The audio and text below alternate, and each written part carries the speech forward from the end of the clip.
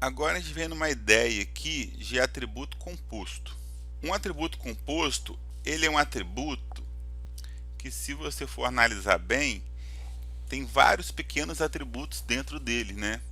Vários pequenos atributos compõem um atributo composto. Um caso típico aqui que sempre aparece é o atributo endereço. Então aqui nos meus fornecedores, ó, eu botei o endereço. Só que se você for parar para pensar, endereço é um atributo composto. Ali dentro de endereço eu posso ter vários atributos, sacaram? Então, geralmente, quando isso que acontece, a gente desmembra, né? Quando a gente detecta um atributo composto, a gente desmembra, a gente transforma esse atributo aqui em um conjunto de entidade e cada pedacinho que você conseguiu desmembrar vira um atributo novo dentro desse novo conjunto de entidade. É o que a gente está fazendo aqui, ó. Eu detectei o endereço como um atributo composto. Então eu tirei o endereço daqui e criei uma relação, onde um fornecedor pode não ter um endereço ou pode ter um endereço só. Mas como assim, Maico? Pode não ter endereço. Bom, vamos lá. É um fornecedor, né? Vamos botar que eu tenho uma loja de sapatos e eu compro sapato, vamos botar aqui da Nike. Geralmente quando eu compro lá o meu carregamento de sapatos novos, chega aqui na minha loja, né, um carregamento, um lote que eu comprei. Então, olha só, é interessante eu saber onde é o endereço do meu fornecedor? Não, chega para mim. Então, é um dado que às vezes é interessante eu ter no meu sistema, mas nem sempre. Então, eu posso cadastrar, eu posso ter o direito de cadastrar no meu sistema um fornecedor e não saber o endereço dele, já que ele que vem até mim com a mercadoria. Também posso querer saber certinho aonde fica o meu fornecedor. Vai que eu que vou lá buscar ou algo assim, né? Dependendo da aplicabilidade. Então, na minha ideia de sistema aqui, eu tenho um fornecedor, eu posso não ter o endereço dele, caso eu queira não anotar, né? Ou eu posso ter um endereço, sacaram? Então aqui, o endereço ele é um atributo composto, né? Aqui dentro tem rua, tem o número. Então eu peguei isso aqui, ó, e decompus em vários pequenos atributos. Então aqui eu tenho, ó, código do endereço. Lembra que eu falei com vocês de código? A gente tem que botar código em tudo. Já estou acostumando vocês com isso, ó. Código do endereço, código do fornecedor, código do endereço. Aí os atributos que eu tinha colocado aqui, né, já tinha mostrado para vocês. E aqui, ó, o endereço decomposto, ó. Então aí eu coloquei rua, número, bairro, cidade, o F, né, que é a unidade federativa, que é o estado, o CEP e um complemento.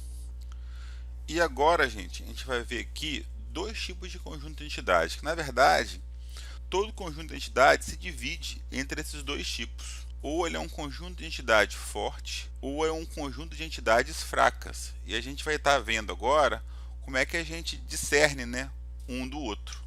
Eu trouxe aqui um fragmento de modelagem para uma empresa que aluga carros, né, uma locadora de veículos.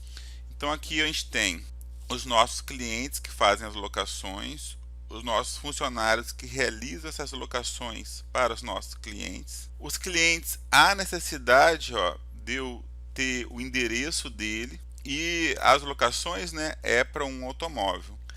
Aqui, gente, vocês podem estar estranhando que eu coloquei 0 ou 1, né? Como assim? Então, eu tenho uma locadora que um cliente pode chegar lá, locar um carro e eu não saber onde ele mora. Vai que ele some com o carro. Então, vocês podem estar estranhando um pouco isso. Mas, na verdade, é porque aqui seria 1 para 1. E aí teria aquele erro que eu tinha explicado lá para vocês, que não pode 1 para 1, que depois eu vou explicar o melhor motivo desses erros. Então, quando a gente tem um caso desse, a gente tem que mudar de alguma forma. E aí eu mudo colocando aqui, ó, 0 e 1 para 1, porque aqui pode. É uma combinação possível. E aí vejam bem, ó, de acordo com a modelagem aqui, né, vamos pegar um cliente aqui, vamos pegar o nome desse cliente, é a Ana. Para a Ana existir cadastrada no banco de dados, para ela estar lá na tabela, né, do banco de dados, ela não precisa estar atrelada a uma locação e ela não precisa estar atrelada a um endereço. Então aqui, ó, tanto que a cardinalidade aqui, ó, é 0. Para ela existir cadastrada aqui, eu não preciso ter uma locação no nome dela e não preciso ter um endereço relacionado a ela. Então nesse caso aqui, essa entidade, que é a Ana desse conjunto de entidade aqui, ela não depende de ninguém para poder existir no banco de dados. Uma das maneiras da gente ter certeza disso é você olhar aqui na cardinalidade, ó. Se todas as relações que esse conjunto de entidade aqui fizer tiver zero em todas as extremidades dele, né? Então, aqui eu tenho uma extremidade, eu tenho zero. Aqui eu tenho extremidade, eu tenho um zerinho também. Se em todas delas tiverem zero em todas as extremidades, ele é considerado um conjunto de entidade forte. Porque a entidade desse conjunto de entidade não vai depender de ninguém para poder existir. Por outra partida, vejamos aqui, ó, os conjuntos de entidades fracas. Já as entidades desse conjunto de entidades, né, os objetos da classe, eles dependem que uma outra entidade exista, que um outro objeto exista, para ele ter o direito de existir. Por exemplo, aqui é o caso de endereço. Para o endereço ser cadastrado no sistema, ele tem que pertencer a alguém. Eu não posso cadastrar o endereço lá e salvar e ficar por isso mesmo. É de quem esse endereço? Qual a lógica desse endereço estar cadastrado aqui, sacaram? Então, ele depende que o cliente exista. Então, ele tem que estar atrelado a um cliente para ele poder existir no banco de dados. Então, se ele precisa da existência de outra entidade para existir no banco de dados, ela é considerada uma entidade fraca, porque ela precisa de alguém para poder existir. Se vocês pegarem para perceber aqui, ó, locações, ó, também é fraca. Ela é muito fraca, diga-se de passagem, né?